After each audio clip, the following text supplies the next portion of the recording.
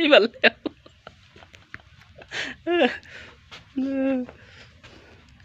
আচ্ছা, আমি যতদূর শুনছি আপনার স্বামী গেছে, তারপরেও তাকে ডিভোর্স না দিয়ে আপনি আরেকটা বিয়ে করতেছেন, এটা কি ঠিক?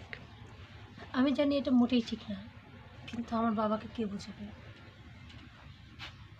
বাবার মুখের দিকে তাকিয়ে বাধ্য হয়ে এই বিয়েটা করতেছে। আসলে জীবনটা তো আপনার, জীবনটা তো আর আপনার বাবা না। আপনার বাবা বললো আর আপনি এই সিদ্ধান্ত মানে আপনার বাবার কথা মেনে নিলেন। আসলে যখন হাজবেন্ড পাশে থাকে না, তখন একটা মেয়ে কতটা অসহায় হয় সেটা আপনি হয়তো বুঝবেন না। আর হাজবেন্ডের সঙ্গে যদি আমার যোগাযোগ থাকতো তাহলে একটা কথা ছিল, মূলত আমার হাজবেন্ডের সঙ্গে যোগাযোগ নেই। না, আমি যতদূর শুনলাম তিনি তো মারাও যায়নি, যে কোনো হয়তো কারণে আপনার সাথে যোগাযোগ করতে পারতেছে না, কিন্তু সে তো ফিরেও আসতে পারে। আর এই মুহূর্তে যদি আপনার কাছে ফেরত আসে তাহলে আপনি কি করবেন? সত্যি আমার বিষয়টা জানা নেই, তবে বিয়ের আগে যদি ফিরে আসে অবশ্যই আমি এই বিয়েটা ভেঙে আমার হাজবেন্ডের সঙ্গে চলে যাব। আচ্ছা, সেটাও বুঝলাম, কিন্তু এই যে আরেকটা ছেলের জীবনটা নষ্ট করতেছেন, তাহলে এই ছেলেটার কি হবে? সেটা তো ওনাকেই প্রশ্ন করুন, কারণ ওনাকে তুমি সবই বলেছি, বাট উনি তো জেনে শুনেই আমার বাবার কথা মতো নাচতেছে। এই শব্দ সেই ঘটকের, তাই না? এই ভিডিওটা করেন, এই নাই আপনি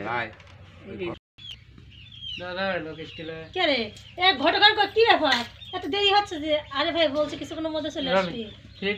ঘটক ডায়লগটা দিলাম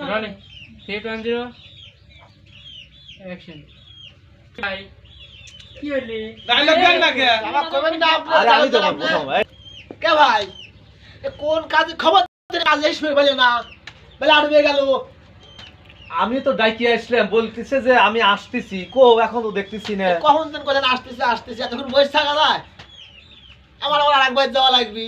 দেখি আর একটু সময় অপেক্ষা করি, দেখা যাক। কখন দিন আমি কোথাও দেখি তোকে ডাক দেন, সালমান ডাক দেন। সূচনা, সোহেল তুমি তুমি কোথা থেকে আসলা? আমি তো প্রবাস থেকে আসছি, কিন্তু তুমি এই অবস্থায়।